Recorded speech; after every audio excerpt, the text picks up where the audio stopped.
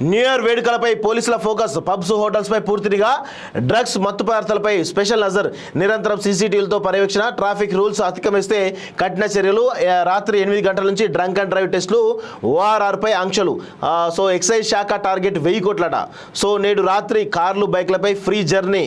బాబా Telangana 4 wheelers association కీలక నిర్ణయం. 9177624678 number సంప్రదించాలని సూచన అంటూ చూస్తా ఉన్నాం. సో న్యూ ఇయర్ సెలబ్రేషన్ సంబంధించి పోలీస్ శాఖ ప్రత్యేక దృష్టి సారించింది. ఇప్పటికే గస్తీని ముమ్మరం చేసింది. Police, excise, traffic, T G NAB ఇలా అన్ని శాఖలు తమ ఆంక్షలను అమలు చేయబోతున్నాయి. ముఖ్యంగా డ్రగ్స్, మత్తు పదార్థాలపై ఉక్కుపాదం మోపేందుకు సిద్ధమయ్యారు. వాటిపై ప్రత్యేక ఫోకస్ పెట్టారు. అలాగే పబ్స్, హోటల్స్ పై కూడా ప్రత్యేక నజర్ పెట్టారు. ఇప్పటికే పోలీస్ అధికారులు ఈవెంట్ల నిర్వహణపై పలు కీలకమైన ప్రకటనలు చేశారు.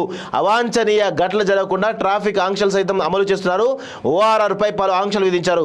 ఎయిర్పోర్ట్ వైపు వెళ్లే వారు ఖచ్చితంగా ఫ్లైట్ టికెట్ చూపించాల్సి ఉంటుంది. ప్రతి మూమెంట్ ను సీసీటీవీలతో పర్యవేక్షించున్నారు. ఎక్సైజ్ శాఖ టార్గెట్ 1000 కోట్లట. బాబా.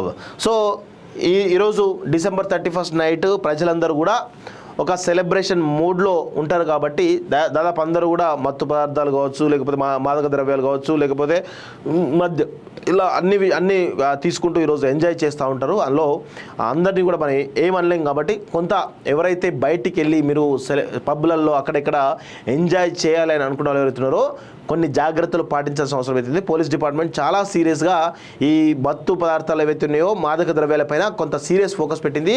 దొరికితే జైలుకు పోయేటువంటి అవకాశం ఉంటుంది. కాబట్టి దయచేసి జాగ్రత్తగా ఉండాలని చెప్పేసి కూడా మేము కోరుతా ఉన్నాం. అమెరికా మాజీ అధ్యక్షుడి కన్నుమూత. జార్జియాలోని స్వగ్రామంలో జిమ్మీ కార్టర్ తుదిశ్వాస. వచ్చే నెల 9 అధికారిక లాంఛనాలతో అంత్యక్రియలు. అక్టోబర్లో 100వ పుట్టినరోజు జరుపుకున్న మాజీ ప్రెసిడెంట్. అబ్బాబ్బా 100 సంవత్సరాలు జరుపుకున్నాడు అక్టోబర్లో. 100 సంవత్సరాల వయస్సులో చనిపోయిందంటే నిజంగా గ్రేటే.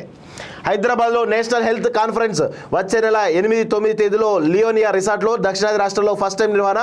హాజరు కానున్న స్టేట్ సెక్రటరీ